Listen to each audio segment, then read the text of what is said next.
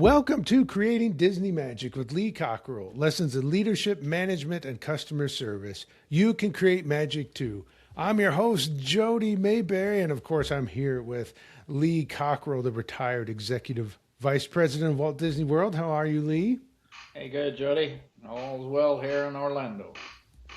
It usually is. Orlando's a fun place. I think I mentioned, Lee, the last time I was there, I went to Universal and had a great time. And if you would like to go to Universal, the best way to do that is to call our friends at Magical Vacation Planner. You can reach them at 407 442 2694. Lee, I have a listener question, and I know these are always your favorites. So, this is someone from a, a city government reaching out with a issue that they see happening that they say they're a servant leader with a strong belief in practice and excellent customer service. They've used your material to learn about customer service, but lately they have noticed that employees, and especially the long-term ones, have been slacking on basic customer service such as answering the phone, greeting people, and being warm and welcoming. So this person is wondering, how can they help the department heads of, so they have, let's just say 200 employees, 200 city employees through 9 departments, and they want to get better at customer service. So their question is, what can she do to help the department heads provide the best customer service experience to all the people that they serve? I guess I'd ask why do they want to do this?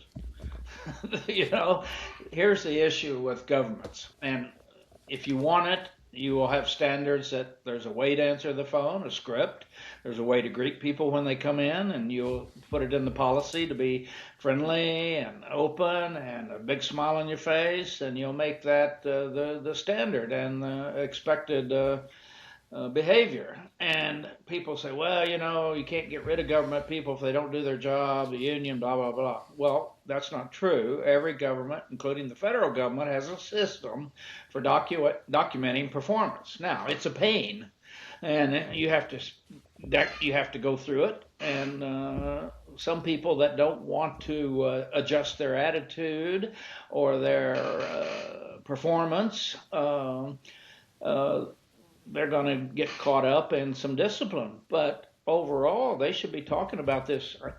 I always wonder, how much are they talking about this every day, every week, in every meeting? Are they talking about we got to be friendly, or we've got to answer the phone better, we've got to greet people quicker when they come in, we have to whatever. When we say goodbye, here's the way we'd like to do it.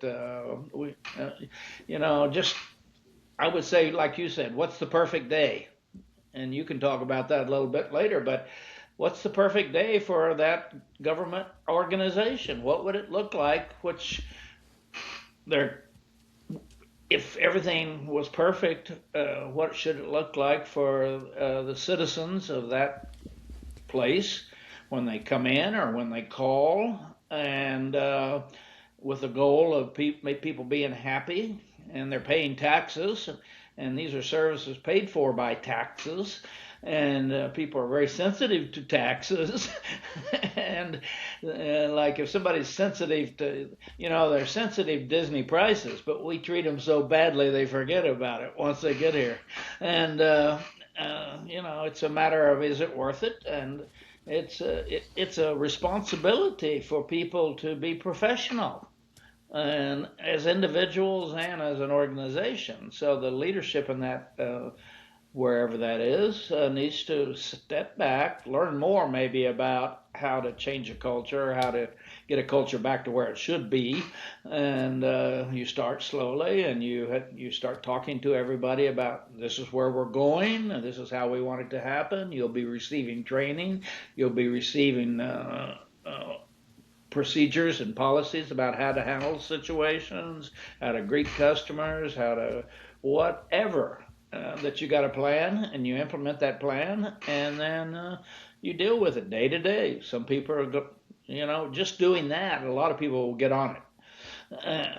I mean, the good people will just, oh, okay, I didn't even think about it. I didn't realize I wasn't being that nice because we get used to doing things the way we do them, and we don't realize from our perspective that we could be better. We could be a lot better by thinking about it, by preparing ourselves. By if I was in a government office, I'd be thinking every morning, okay, they're opening up the gate here, the doors, and I'm going to take care of everybody like they've never been taken care of with my attitude and the way I treat them and the way I empathy I have for them and understanding, and I want to stick with them. And I'm going to make them glad they came in because they were treated so well. And this is the basics in anything. You get what you want. If they want it, they should set it up, make it whatever. There may be issues around union rules or employment rules, but you can know what those are and you can work around those. And even, I find even people are willing to step up if they know what you want. You don't always have to beat people up with rules and policies and procedures. You just, if they are treated right and they like what they're doing and they like to come in and they're not frustrated in their job because they get support from their management and the whole organization's working on procedures, operating guidelines, standards that they're all thinking about every day. I said, every day, is everybody thinking about how to be better with their customers, with each other? Is the leadership talking about this every day? What you do in routine and consistency becomes the way it is. It just happens organically. And if you're not talking about it, people just keep doing what they're doing. And if you don't bring things to people's attention, a lot of people don't even realize they're behaving that way. I mean, we all know that we've had times as when our mothers used to say, "Get that look off your face." We didn't know we had that look on our face, but our mother did, and that we were sending the message that we weren't happy, we didn't care, we didn't like that feedback, and so this is just one of those same things like any business, and they ought to treat it like a business because it is, and be clear. And I think maybe they should go through the perfect day for the citizens by phone or by mail or by walking into the offices. That's what I would do. And will it be perfect? I don't know. Will it be better? Yes. It'll be better. When you do all of those things, the odds are that it'll be better. It'll get better. The good people will step up. So you're going to get right away some improvement just from you got, if 80% of your people are pretty good people step up. The other 20%, well, deal with them the way, however we end up having to deal with them. So, and in the future, hire the right people and be clear with them when you hire them about we are a place here to make our citizens feel good about their tax dollars being spent, and we're serving them in a way that takes the hassle out of their life. Yeah, so I had a lady this morning I was on with Bank of America with a problem I have on, and I've been trying to solve this problem, put it on the side, came back, got her this morning after I listened to 10 minutes of all the stuff by voice, that not a real person. So she finally came on. She was fabulous. She was so good. She had such a nice voice. I said, how can I call back and not have to listen to all of the voice messages before I get a person? I want an agent. I want to talk to somebody. I need a person, and it's impossible. And I said, I'm sure you've heard this before. It's torture to try to get through to somebody who can really help you. And she said, oh, I'm so sorry about that. She said, I'm going to give you a special number. When you call this number, you ask for option 2, and an agent will come on. Boom. I said, oh, good. I've got the secret. I have the secret number. But, we got to find out what people are complaining about and then go try to fix it with a system, technology, training, whatever. Find out what the problem is and then start to try to knock those out. And Yeah, there's still going to be waits in government office, but somebody can tell them that when they make, when they come in, somebody can say, hey, we can have a clock. It says the waiting time. I mean, or we can announce every 15 minutes we're on number 12. A lot of them have numbering systems where they call you up when you're ready when they're ready to take care of you. And so there's a lot of ways. As the old saying goes, if you want to do it, you will. If you don't want to do it, you'll find an excuse. And that's kind of life. If you want it, you'll get it. If you don't want it, you'll find a way not to do it. And so it's all, again, attitude. Attitude is going to get you going down the right direction. Lee mentioned to use customer service standards. Once you put those standards in place, say, this is how we do it. This is how we answer the phone. This is how we greet people. This is how we say goodbye. That starts to make a difference. I'm glad you brought that up, Lee. And Lee also mentioned Perfect Day for your customers. Well, that is a course offered through the Cockerel Academy. And it's all about writing out a story. If your customer had a perfect experience, what would that look like? And then you can write in your standards, your policies, your procedures, your guidelines. And we offer that as a workshop as well, how to build a world-class customer experience. Mission Barbecue, give them a plug here. They went through that workshop. Then they sent me videos later, Lee. I don't think I'd shared this with you.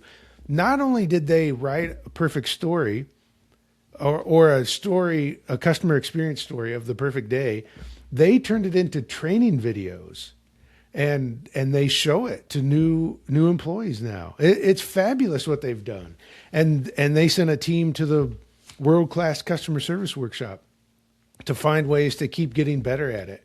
And I think this is how you start, because everybody in the company sees that video of what a perfect day looks like for a customer that comes in, what that experience should be. Because once you read it, or in this case, see it, it's so much easier. It's so much easier to meet those standards because they've been outlined for you. Hey, and by the way, when it's government, you should be even more professional and make them feel good, because the customer has no choice but to use you. They can't go somewhere else. And so you shouldn't you shouldn't abuse them because you feel like you've got them under control. No, we should even be better. So when people say government, they don't, how some of us feel when we talk about calling our cell phone company or calling your cable company. Government's kind of like that. It's like, oh, no, I don't want to make this call because I know it's going to take a half an hour to get through, and then I won't. So, and it's the same old thing. A lot of people on the other lines are often not knowledgeable. They don't know what to do. They don't have the authority to do it. It's a pretty easy solution. You and I could go in there and fix it pretty quick. Yeah, we could. That's a fun thing Lee used to say more often, is someone would have a listener question and Lee would say, I can fix it in less than 30 days, or usually quicker, because the problems quite often are simple. It's just nobody has pointed them out. Exactly. There are problems and nobody's telling the people, It's not bringing it. If you don't bring those kind of issues to an employee's attention, they don't know. I mean, they think they're doing okay. I mean, it's just we get used to the way we work, and we can get people used to a new way to work. Lee, I have one more question related to this, based on this specific scenario, that this person does not have direct supervision over the front line that is interacting with customers and citizens. So is there a way, with this person being high up but not having direct supervision, how can she influence this happening? If I was her, I'd be in the senior person's office talking about this. That, hey, we need to do this. Here's my thoughts. I'll be glad to lead it. I'll be glad to get the right resources. I'll be glad to get other people in the department to come in and help us, to get the approval to do it and say, hey, we need to improve, because everybody today is often not happy with their government, how the money's being spent, or how they're being answered, or how they're being ignored, or people are rude on the phone. And you're better off to get your citizens happy before they really start to create a big problem and go to the governor and start complaining about, I mean, just it's what we do. Is we're in the service business as they are, which means we're there to serve them, not to annoy them.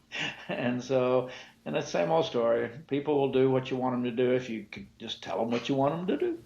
Mm. Yeah. Yeah, that's great advice. And if you are interested in Perfect Day for your customers, that course is found at cockerelstore.com. All the courses are there. Just scroll down and find it. And if you're interested in the workshop we talked about, we do offer those for organizations, and every so often, just one where anyone can come to. So reach out to either one of us about that. Thank you so much, Lee. And thank you for listening to Creating Disney Magic. Until next week, go out and create magic for others.